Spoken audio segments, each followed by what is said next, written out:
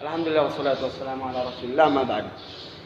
Insyaallah kita akan lanjutkan bahasan kita dan hari ini kita akan bahas tentang anwa'ul kalimah, kelompok kata. Kenapa kita bahas kata? Karena pada hakikatnya sorob, ya nanti kita akan bahas sorob dan nahu. Maka sebelum masuk sorob dan nahu kita harus bahas kata. Kenapa? Karena pada hakikatnya sorob dan nahu itu membahas kata. Bedanya sorob membahas kata ketika dia berdiri sendiri dan nahu membahas kata ketika dia masuk dalam susunan kalimat.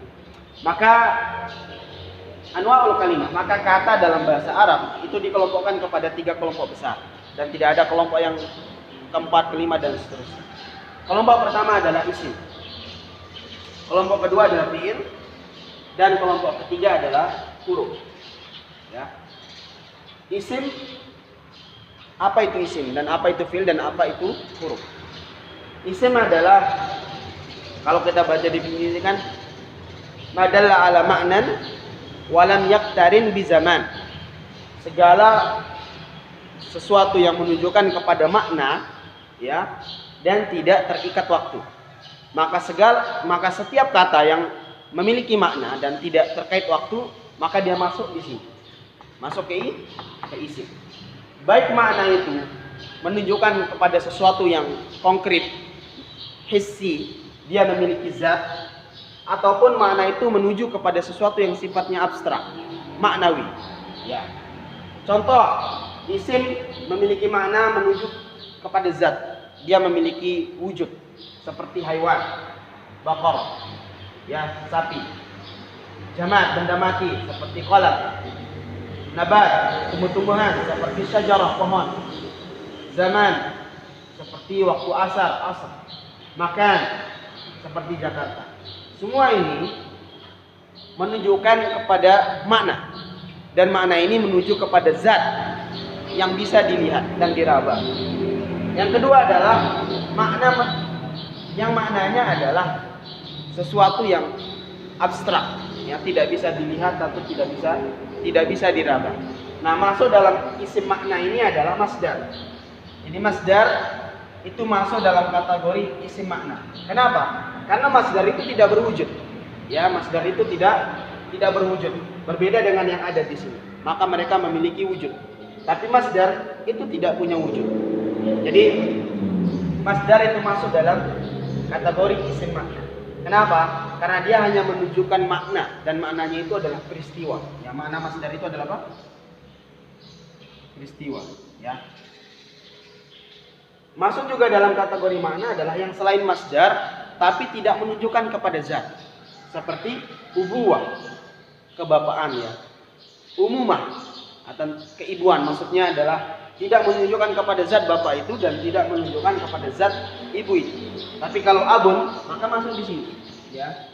Ummun, maka dia masuk di sini. Tapi kalau sudah dibentuk seperti ini, ubuwah, umumah, maka dia memiliki makna, sesuatu yang sifatnya abstrak, tidak berwujud, ya. Ini dia definisi isim. Jadi saya ulang, isim itu sesuatu yang menunjukkan makna.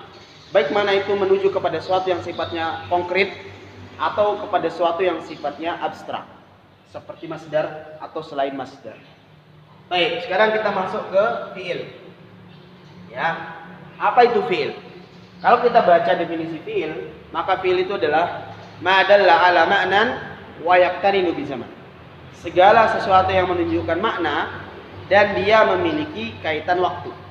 Ya, dan dia memiliki hubungan yang erat dengan waktu.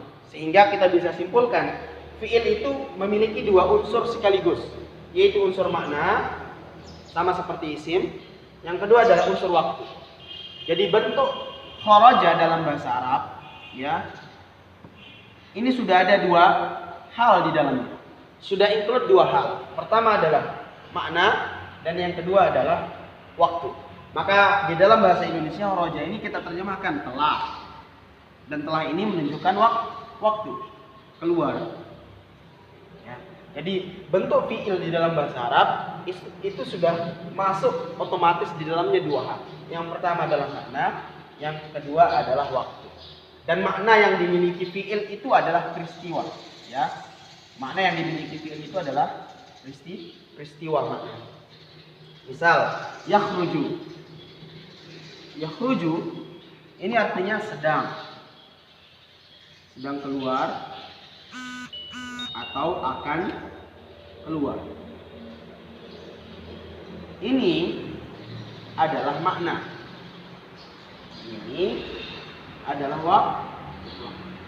Itulah maksud definisi fi'il itu adalah madalla ala ma'nan wa yaqtarilu bi zaman. Segala sesuatu yang menunjukkan makna dan memiliki kaitan dengan waktu. Jadi, saya ulang, fi'il itu adalah apa? Yang mengumpulkan dua hal. Pertama makna dan maknanya peristiwa, dan yang kedua adalah waktu. Baik itu waktu lampau, waktu sedang, atau waktu yang akan datang. Baik. Kemudian yang terakhir adalah huruf. Apa itu huruf? Huruf itu adalah yang tidak punya kedua-duanya. Waktu tidak ada, makna juga tidak ada. Maka yang tidak ada dua-duanya itu adalah huruf. Makanya kalau kita baca definisi huruf di buku-buku nahwu itu adalah apa? Wal harfu ma laysa lahu makna. Dan huruf itu adalah sesuatu yang tidak menunjukkan makna. Artinya huruf itu ketika dia berdiri sendiri, misalnya fi, maka dia tidak membawa makna. Ya, dia tidak memiliki makna. Atau kita juga bisa bilang bahwasanya huruf itu dia punya makna. Ya, dia punya arti. Tapi arti yang dimiliki huruf itu tertunda. Kapan dia memiliki waktu? Kapan dia memiliki makna? Dia memiliki makna ketika dia sudah masuk dalam susunan kalimat. Misalnya, misal ya. Misalnya kata fi ya. Fi ketika dia berdiri sendiri, maka dia tidak punya makna. Ya, tidak punya makna. Tapi kalau sudah masuk dalam susunan kalimat, misalnya al-qalamu fi al-haqibah. Ya. Al-haqibah. Maka fi di sini punya makna. Maknanya adalah di dalam, ya. Misalnya seperti di hadis ya, dakhalan naru, atau apa di hadis itu? Atau kama qala Nabi sallallahu alaihi wasallam ya, dakhalal jannah,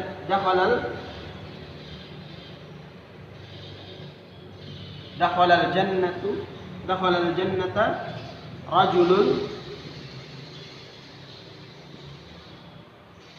fi zubad atau fi zubad ya.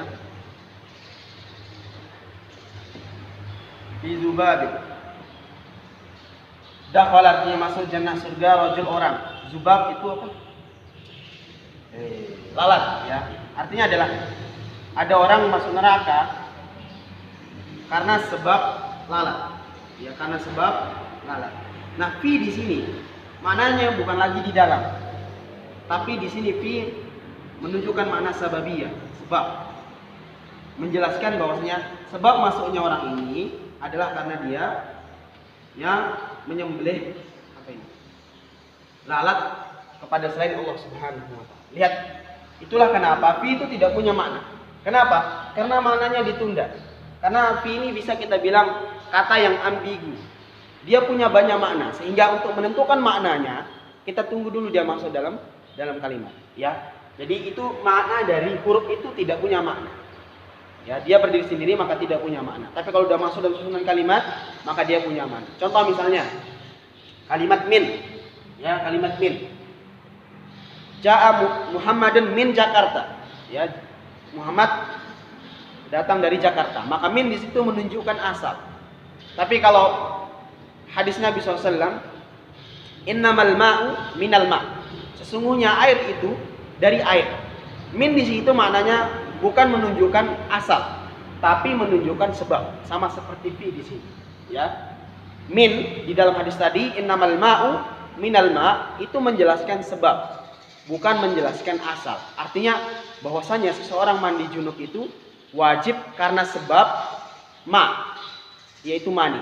Artinya orang yang berjima maka dia wajib mandi. Jadi min di situ bukan maknanya menjelaskan asal. Contoh misalnya di dalam firman Allah Subhanahu wa taala, mimma khati'atihim. Bukan dari karena dari dosa mereka ditenggelamkan. Mimma khati'atihim ugriku ya. Bukan maknanya adalah menjelaskan asal, tapi menjelaskan sebab. Karena sebab dosa mereka, maka mereka ditenggelamkan. Ya. Jadi ini dia kata dalam bahasa Arab. Saya ulang, kata dalam bahasa Arab adalah ada 3, isim, fiil, huruf. Jadi kalau kita bikin tabel seperti ini, ya, misalnya ada isim, ada fiil, dan ada harf, ya. Kemudian kita kasih di sini makna, dan kita kasih di sini waktu, ya. Kemudian kita kasih seperti ini. Isim punya makna? Punya. Punya waktu? Tidak. Jadi isim itu punya satu unsur saja, yaitu unsur makna. Fi'il punya makna? Punya. Waktu? Punya. Berarti dia punya dua-duanya. Huruf itu yang tidak punya dua-duanya. Maka masuk dalam kategori isim adalah yang tidak memenuhi salah satu ini. Maka segala makna waktu yang tidak ada peristiwanya, maka dia masuk ke isim, seperti di sini. Ya. Waktu yang kosong dari peristiwa masuk ke isim. Atau peristiwa yang kosong dari waktu juga masuk ke isim. Nah, yang masuk ke fi'il itu yang ada kedua-duanya, ya. Jadi kalau bilang salah satunya dia masuk ke isim. Tapi kalau ada kedua-duanya dia masuk ke fi'il. Atau hilang kedua-duanya, maka otomatis dia adalah huruf. Jadi ini adalah definisi dari 3 kelompok kata dalam bahasa Arab. Dan kita tidak akan membahas alamat, ya. Kita tidak akan membahas tanda isim, tanda fi'il, tanda huruf. Cukup kita membahas kata itu dengan metode ta'riful had, ya, dengan metode ta'riful had.